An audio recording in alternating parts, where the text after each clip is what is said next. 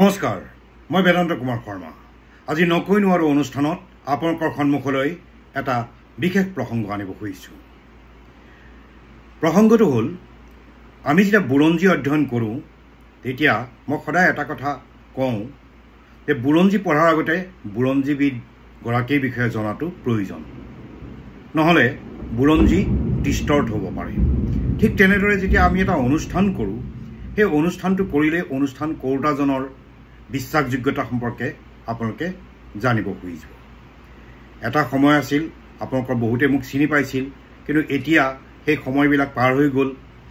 গতিকে 22 বছৰ ধৰি গুৱাহাটী দূৰদৰ্শনৰ বাতৰি পৰিৱেশক হিচাপে আমি সেৱা আগবঢ়াইছিলোঁ, আৰু সেইখিনি সময়ত প্ৰতি সন্ধিয়াই আপোনালোকৰ ড্ৰয়িং ৰুমৰ প্ৰতিটো অসমীয়াৰ ঘৰত আমি বিচৰণ কৰিছিলোঁ, আৰু আপোনালোকে আমাক যথেষ্ট মৰম দিছিল। তাৰ বাবে আমি কৃতজ্ঞ। এতিয়া মই ক'ব খোজা বিষয়টো হ'ল, মই যেনেদৰে এগৰাকী অসমীয়া, মই এগৰাকী ভাল ভাৰতীয়, এগৰাকী মই ভাল হিন্দু। এতিয়া কথা হ'ল, মই বহুদিন আগতে মুম্বাইত এখন হোটেলত থাকোঁতে নিশা মোৰ সন্মুখত থকা টেলিভিশ্যনটোত এটা এডভাৰটাইজ দেখিছিলোঁ, মি মাৰাঠী, আৰু তাত আৱাহ সংগীত লগাই খুব সুন্দৰভাৱে সেই এডভাৰটাইজটো বাজিছিল। তেতিয়া মোৰ মনলৈ আহিছিল, আমিওতো এনেকুৱা এটা বনাব পাৰোঁ, মই অসমীয়া, আমি অসমীয়া, লগত এটা জাতীয় সংগীত হওক বা আমাৰ অসম সংগীত হওক, এনেকুৱা ধৰণৰ লগাই, বা বিশ্ববিজয় নজোৱাৰ এনেকুৱা ধৰণৰ গীত লগাই আমিও এটা বনাব পাৰোঁ। আৰু সেইটোৰ দ্বাৰা খুব অনুপ্ৰাণিত হৈ মই সেইখিনি সময়ত আহি অসমৰ জাতীয় সংগঠন দুই এটাক মই অনুৰোধ কৰিছিলোঁ, আপোনালোকে এনেকুৱা এটা বনাব পাৰে, কাৰণ চৰকাৰে যদি বনায় তেতিয়া ৰাইজে গ্ৰহণ নকৰিবও পাৰে। সেইকাৰণে কৈছিলোঁ, কিন্তু তেওঁলোকে নবনালে। যিয়ে নহওক, সেইখিনি সময়ৰ কথা। এতিয়া কথা হ'ল কি, মই যেতিয়া ক'লোঁ মই এগৰাকী অসমীয়া, মই এগৰাকী ভাৰতীয়, মই এগৰাকী হিন্দু, তেতিয়াই আপোনালোকৰ হয়তো হিন্দু শব্দটো শুনি ঝটকা লাগিছে যে হিন্দু কেতিয়াও ধৰ্ম নহয়, হিন্দু এটা সভ্যতা সংস্কৃতি। আৰু গতিকে মই এগৰাকী হিন্দু বুলি মই গৌৰৱেৰে কওঁ। 5000 পুৰণি আমাৰ এটা সভ্যতা, সেই সভ্যতাটো পৃথিৱীৰে এটা পুৰণি সভ্যতা, সেই সভ্যতাটোৰে আমি অংশীদাৰ, গতিকে আমি গৌৰৱ অনুভৱ কৰোঁ। এতিয়া কথা হ'ল কি, এই কথাবিলাক কোৱাৰ প্ৰয়োজন কিয় অনুভৱ কৰিছোঁ? প্ৰয়োজন এইকাৰণে অনুভৱ কৰিছোঁ যে মই সদায় মুছলমান সম্প্ৰদায়ৰ মানুহখিনিৰ পৰা কিছুমান কথা শিকোঁ, হিন্দু ধৰ্মৰ মানুহখিনিৰ পৰা কিছুমান কথা শিকোঁ, মোৰ ভাল লাগে। আৰু আপোনালোকে ক'ব পাৰে যে আমি ভাৰতীয় সংবিধান মতেতো আমি ধৰ্ম নিৰপেক্ষ। হয়, ভাৰতীয় সংবিধান মতে আমি ধৰ্ম নিৰপেক্ষ, কিন্তু মোৰ স্পষ্ট কথা, ধৰ্ম নিৰপেক্ষ শব্দটো সংবিধানত সংযোজন কেতিয়া হ'ল, আৰু ভাৰতীয় সংবিধানত সংযোজিত ধৰ্ম নিৰপেক্ষটো কিয় প্ৰয়োগ কৰা হ'ল, সেই কথাও সকলোৱে জানে। কাৰণ ধৰ্ম নিৰপেক্ষতাৰ নামত কোনে কিমান সাম্প্ৰদায়িকতাৰ বিষ বাষ্প বিয়পাইছে সেই কথাও আমি জানো। সেইকাৰণে সেই প্ৰসংগটো মই এনেকেই লৈছোঁ যে ধৰ্ম নিৰপেক্ষ বুলি ক'লেই যে ধৰ্ম নিৰপেক্ষ এইটো নহয়। কাৰণ বহুতেই হিংসাত্মক আন্দোলন কৰে আন্দোলনৰ নামত, কিন্তু সন্মুখত কাক ৰাখে? মহাত্মা গান্ধীক ৰাখে। এই তেনেকুৱা কথাবিলাক আমাৰ খুব ভাল নালাগে, সেইকাৰণেই মই কৈছোঁ। এতিয়া কথা হ'ল, মই মুছলমানসকলৰ পৰা বা হিন্দুসকলৰ পৰা যে শিকিব পাৰোঁ, মুছলমানসকলৰ পৰা মই এটা কথাই শিকিব পাৰোঁ, তেওঁলোকৰ কিবা যদি নিৰ্দেশনা থাকে, কোনোবা এজন মছজিদৰ মৌলবী হওক বা প্ৰধানৰ হওক, তেওঁলোক সদায় ঐক্যবদ্ধ হৈ থিয় দিয়ে।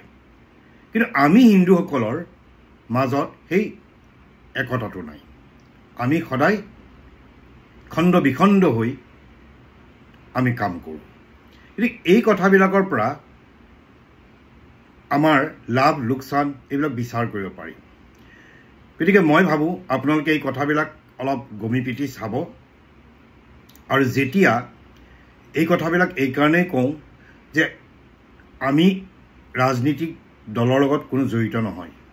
কাৰণ অনুষ্ঠান এটা কৰোঁতে কেতিয়াবা লাগিব পাৰে এওঁ বিজেপিৰ মানুহ নেকি, কেতিয়াবা লাগিব পাৰে এওঁ কংগ্ৰেছ দলৰ নেকি, বা এওঁ কংগ্ৰেছ দলক বেয়া পায় নেকি, বা অগপ দলৰ নেকি।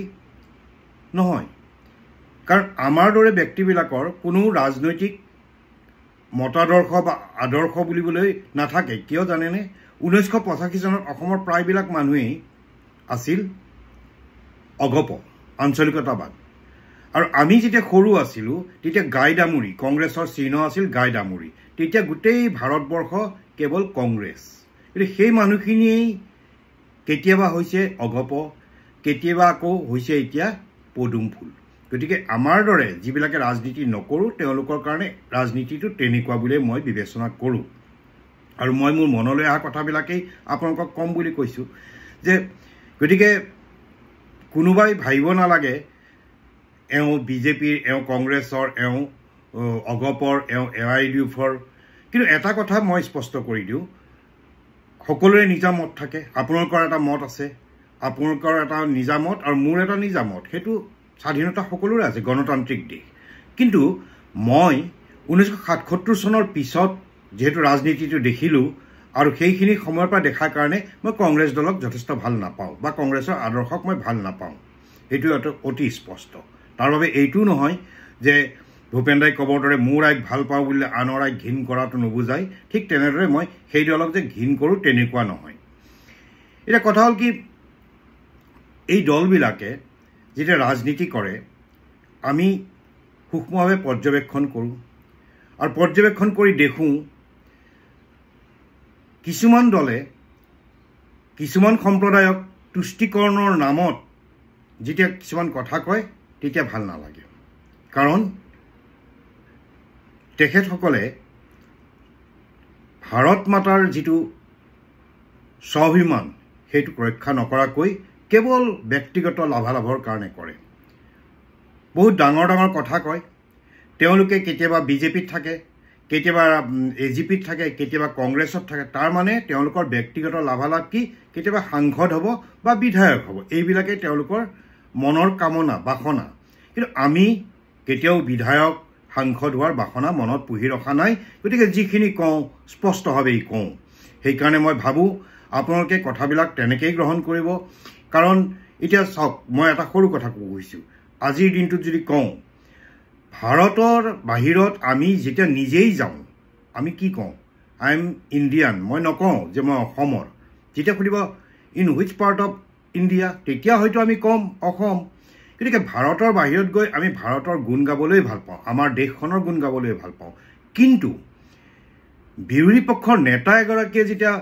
ভাৰতৰ বাহিৰলৈ গৈ চীন দেশৰ প্ৰশংসা কৰে তেতিয়া কিন্তু আমি আচৰিত হমেই আৰু তেখেতসকলে যদি সকলো কোৱাৰ অধিকাৰ থাকে আমাৰ কেলৈ নাথাকিব সাংবিধানিক পদত থাকি যদি তেওঁলোকে দেশৰ নাগৰিক হৈ দেশৰ বিৰুদ্ধাচৰণ কৰে তেন্তে আমাৰ কিয় নাথাকিব এই প্ৰশ্নবিলাক মোৰ মনলৈ আহে কাৰণ তেওঁলোকে এটা প্লেটফৰ্ম অধিকাৰ কৰিছে সেইকাৰণে তেওঁলোকৰ যি মন যায় তাকে ক'ব এইটোতো হ'ব নোৱাৰে ঠিক তেনেধৰণে ভাৰতীয় জনতা দলে যেতিয়া শাসন ক্ষমতা পায় তেওঁলোকৰ সময়তেই এই হিন্দু মুছলমান এই বিষয়বিলাক খুব তীব্ৰভাৱে কিয় জাগি উঠে হয় তেওঁলোকে কৰে নহয়বা তেওঁৰ বিৰোধী পক্ষই তেওঁলোকৰ নামত এটা কলংক দিবলৈ এই কথাটো কৰে